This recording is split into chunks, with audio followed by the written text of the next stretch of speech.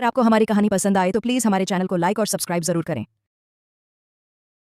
बिलासपुर गांव में भोला नाम का एक आलसी गधा रहता था। उसका मालिक हरिया उसे रोज ढेर सारा काम करवाता, लेकिन खाने में सिर्फ सूखे चने देता। मालिक, अगर आप मुझे रोज चने ही खिलाओगे तो मैं भी चना जैसा ही दिखने लगूंगा। कभी घास पत्ती भी डाल दिया करो। दोनों अपना काम खत्म कर घर की तरफ चल दिए। भोला रास्ते में सोच रहा था, यार, मेरी किस्मत ही खराब है। इंसानों के पास 4 हाथ पैर हैं, लेकिन काम सिर्फ मैं करूं। क्या मैं ही इस गांव का एकमात्र वर्किंग क्लास गधा हूं? बस, अब और नहीं। ओए भोले, इतना धीरे धीरे काहे चलत रही? जल्दी कर, नहीं तो आज शाम को चने भी ना मिलत रही। भोला अब थक चुका था। उसकी पीठ जवाब दे चुकी थी, लेकिन मालिक हरिया को कोई फर्क नहीं पड़ता था। बस, अब और नहीं। आज मैं इस गुलामी से ब्रेक लेकर ही रहूंगा। भोला धीरे धीरे हरिया की ओर देखता है। वह गहरी नींद में था और वो गाढ़े खर्राटे ले रहा है।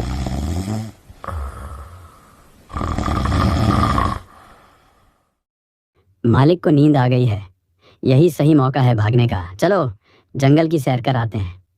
थोड़ा हवा पानी चेंज हो जाएगी। और भोला जंगल की तरफ निकल पड़ा। अबे ओ गधे की औलाद, कहां पर भागत रही? मालिक, मैं तो वो उधर पेड़ के पीछे जा रहा था मौसम रिपोर्ट लेने। आज बादल थोड़े घने लग रहे थे। अब तू मौसम विशेषज्ञ बन गया है का? तू गधा है या गधा न्यूज चैनल? मालिक सोच रहा था, अगर बूंदाबांदी हो गई तो लकड़ियां भीग जाएंगी। अबे तू लकड़ियों की नहीं, अपनी खाल की चिंता करत बा। लौटा, वरना 2 लात पड़ेंगी ऐसी कि तू बादलों के ऊपर पहुंच जाएगा। भोला किसी तरह बहाना बनाकर वापस आता है, लेकिन जैसे ही हरिया फिर से सोता है, वो जंगल की ओर दौड़ पड़ता है।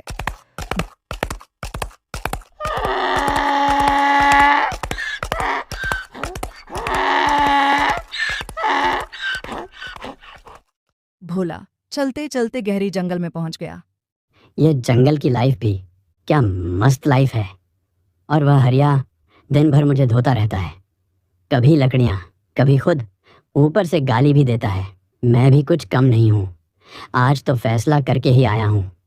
आज का दिन तो छुट्टी ही बनाऊंगा। तभी उसकी नजर एक पेड़ पर पड़ती है, जहां पर एक साधु उल्टा लटका हुआ था।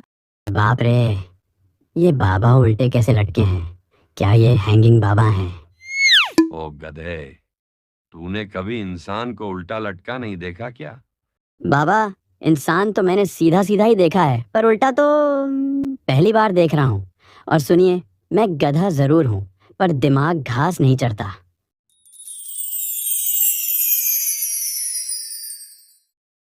तो बता, जंगल में क्या खोज रहा है?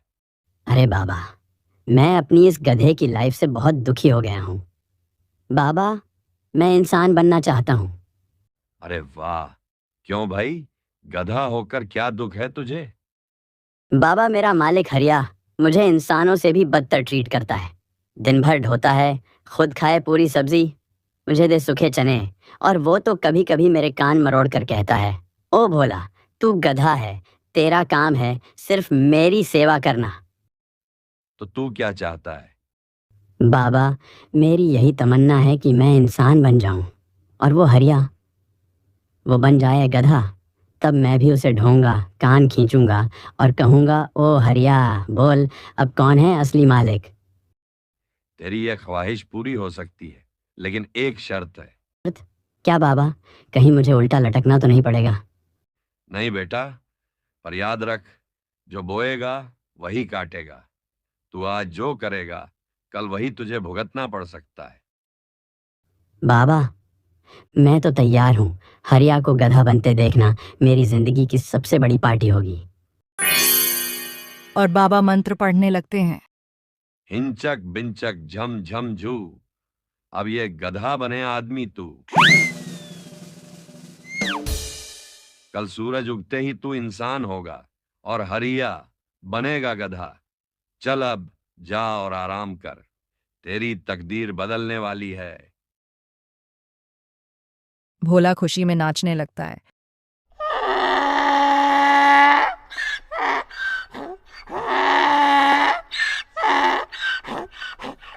हाँ हाँ, अब मैं खाऊंगा पराठे और हरिया खाएगा घास। जय हो हैंगिंग बाबा की। और भोला मन में ख्वाब सोचता हुआ अपने गांव की तरफ चल पड़ा। अरे वाह, महाराज आ गए घर पर। सुबह से कहां पर था कामचोर। अब खाने के टाइम पर तुझे घर की याद आ गई। आजा बेटा, आज तुझे ऐसा सबक सिखाऊंगा कि तू भी याद रखेगा। पर भोला ने हरिया की बातों पर ज्यादा ध्यान नहीं दिया और वह मन ही मन सोच रहा था। हाँ हाँ, बोल ले जितना बोलना है तुझे आज। कल से तो मैं तेरी खबर लूंगा। और सोचते सोचते भोला को कब नींद आ गई उसे पता नहीं चला।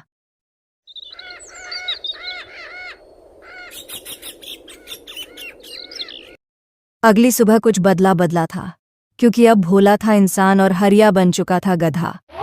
अरे वाह, मैं तो बन गया इंसान। मुझे तो विश्वास ही नहीं हो रहा। अब मैं बनूंगा मालिक और हरिया बनेगा नौकर। जय हो हैंगिंग बाबा की। भोला ने मस्ती शुरू कर दी। अब वो मालिक था। भोला तो बन गया इंसान, पर असली झटका तब लगा जब उसे भूख लगी और रसोई में जाना पड़ा। अरे बहुत तेज भूख लगी है। चलकर मालिक को बोलता हूँ, कुछ खाने का इंतजाम करो। ओ हरिया गधे, तनिक कुछ खाने को तो बनाए दियो, बहुत भूख लगी है। अरे मालिक, मैं तो अब गधा बन चुका हूँ, खाना कैसे बनाऊंगा? अब तो आपको खुद ही बनाना पड़ेगा खाना। भोला किचन में तो आ गया था, पर वहां पर कच्ची सब्जियों को देखकर उसे समझ नहीं आ रहा था कि इनको कैसे पकाएं। भोले ने जैसे तैसे करके गैस जलाया और उन पर सब्जियों को ऐसे ही पकाने के लिए रख दिया। जैसे ही भोला ने एक सब्जी उठाकर खाई, आख तू, बड़ा ही सड़ा हुआ स्वाद है। लगता है आज भूखा ही रहना पड़ेगा। रसोई से आने के बाद भोला ने सोचा, चलो जंगल से जाकर लकड़ियां ले आए, कल जाकर शहर में उनको बेच आऊंगा। ओ हरिया गधे, सोता ही रहेगा क्या? चल उठ, जंगल से लकड़ियां काट लाएं। अरे ओ मालिक, मेरी कमरिया में बहुत दर्द हो रहा है, मैं नहीं जा सकता। अगर रास्ते में कहीं गिर गया तो आपको मुझको भी उठाकर लाना पड़ेगा। इसीलिए आप खुद ही जाकर जंगल से लकड़ियां ले आओ। और भोला अकेला ही जंगल की तरफ चल पड़ता है लकड़ियां लाने।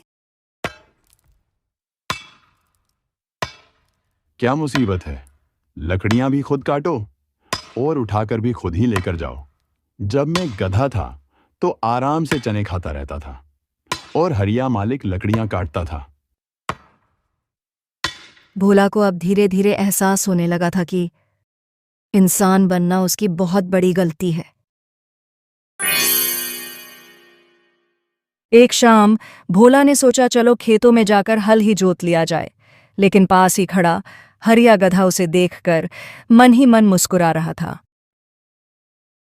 अब पता चला ना भोला तुझे, खेतों में काम करना आसान नहीं होता, बड़ा ही मेहनत का काम है। हमें क्या, हम तो पड़ोस के खेत में जाकर गन्ने खाते हैं। और हरिया गधा खेतों में जाकर गन्ने खाने लगा। तभी भोला की नजर उस पर पड़ती है। अरे ओ हरिया गधे, कामचोर, सारा दिन बस खाता रहेगा या सोता रहेगा, और मैं इंसान बनकर भी गधा बना हुआ हूं। ठहर, तुझे अभी बताता हूं। जैसे ही भोला हरिया के पास आता है,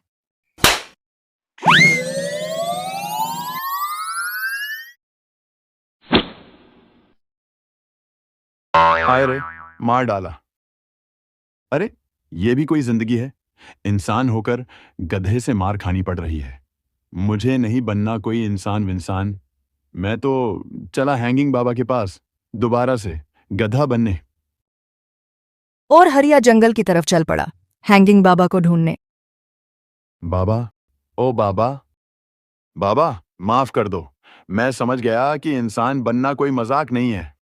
अच्छा, तो अब तेरी गधा सिद्धि पूरी हो गई। इंसान बनने का भूत उतर गया अब तेरा।